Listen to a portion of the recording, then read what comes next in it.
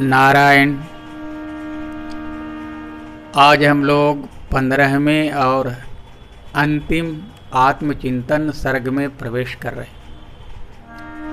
कल से हम लोग भगवत प्राप्ति सोपान इस विषय पर नया सर्ग शुरू कर रहे हैं, जिसमें आप भगवत भक्ति के अनेक आयामों पर आत्मचिंतन करेंगे।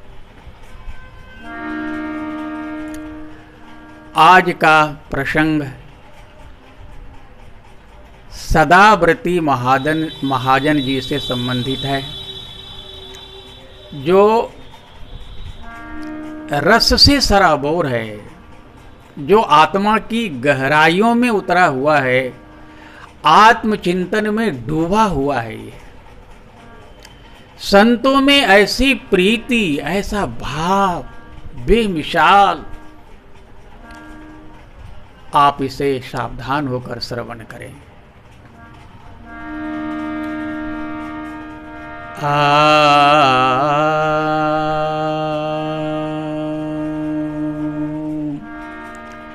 सदाव्रती जी के यहाँ संत सेवा के कारण निरंतर संत जन आते रहते थे। एक संत तो हमेशा इन्हीं के यहाँ रह गए। पुत्र से लगाव हो गया और एक दिन मौका पाकर के इन्हीं संत ने आभूषण के लोभ में इनके पुत्र की हत्या कर दी। आभूषण उतार लिया और शव को पृथ्वी में गाड़ दिया। आप सदाव्रत जी के यहाँ लौट आए, लेकिन उदास रहने लगे।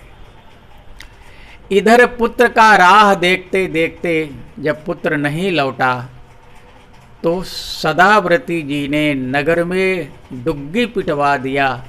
जो कोई मेरे पुत्र को खोज करके देगा, पता बताएगा, उसे मुँहमांगा इनाम दिया जाएगा। और इनाम के लोभ में एक ने बताया कि आपके पुत्र की हत्या दूसरे किसी ने नहीं की है, बल्कि आपके यहाँ रहने वाले संत ने की है। जगह बता दिया। जमीन खोद करके लड़के के सबको निकाला गया। उसकी अंतिम अंत्येष्टि क्रिया की गई। संत उदास थे। संत को कुछ कहा नहीं, जानते हुए। इनकी उदासी को दूर करने के लिए एक दिन सदाव्रती जी महाजन की पत्नी ने कहा, क्यों नहीं अपनी कन्या इनको ब्याह दिया जाए और इनको हमेशा अपने घर में रख लिया जाए।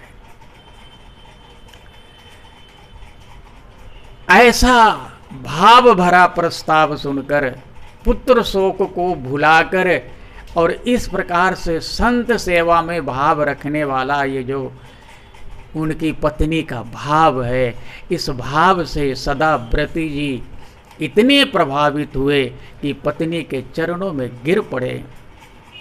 कहा कि आपका भाव इतना प्रबल है कि मैं सपने में भी ऐसा भाव प्राप्त नहीं कर सकता। प्रस्ताव रखा गया ब्याह का।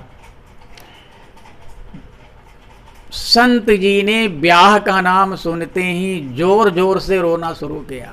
कहा, आप मेरा नाम भी मत लीजिए, मैंने ही आपके पुत्र की हत्या की है। सदाव्रती जी ने कहा, देखो ये संत जी दूसरे का अपराध अपने सिर पर ले रहे हैं। राई जितना भी इनका अपराध नहीं है और पहाड़ जितना अपराध अपने को स्वीकार कर रहे। आप विचार करिए, यदि मेरी कन्या किसी भक्त विमुख से ब्याही जाएगी तो हमें कितना दुख होगा। आप हम लोगों पर कृपा करिए। संत राजी हुए, दोनों का विवाह हुआ। यथा समय इनके गुरुदेव जी आए, जिनके कहने से सदाव्रती जी ने संत सेवा की थी।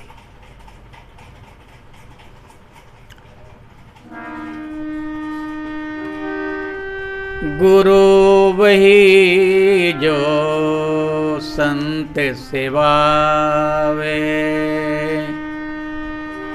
गुरु वही जो बन में बसावे, गुरु वही जो भजन करावे, गुरु वही जो दर्श करावे। एक तरफ पुत्र है, दूसरे तरफ संत है। पुत्र की बात हम आप पर छोड़ते हैं, आप निर्णय करिए। जहाँ तक संत की बात है, भागवत जी से हम इसका प्रमाण देते हैं। भागवत जी कहते हैं, त्रिसप्त भी पिता पूता पितृ भी सहते अनग, यत् साधो यस्य गृहे जातो भवान वे कुल पावना, तुलेयाम लवे नापि न स्वर्ग न पुनर्भवम, भगवत संगी संज्ञस्य मर्त्या नाम किम उपाशिष। आदि पुराण में तो इतना कहा गया है कि विपर्याचारकारी च मदभक्ता सर्वदा शुचि। ऐसा संत प्रेम, विलक्षण संत प्रेम यदि किसी जीव में हो जाए, और यदि आपको ये चैनल पसंद आता है, भाव पसंद आता है, तो आप यदि इसमें थोड़ा भी प्रयास करके डूबने की चेष्टा करें, तो ठाकुर जी की कृपा से आपकी नैया पार होते देर नहीं लगेगी और शीघ्र ही आप पर भगवत कृपा प्राप्त हो जाएगी। धन्यवाद। Thank you.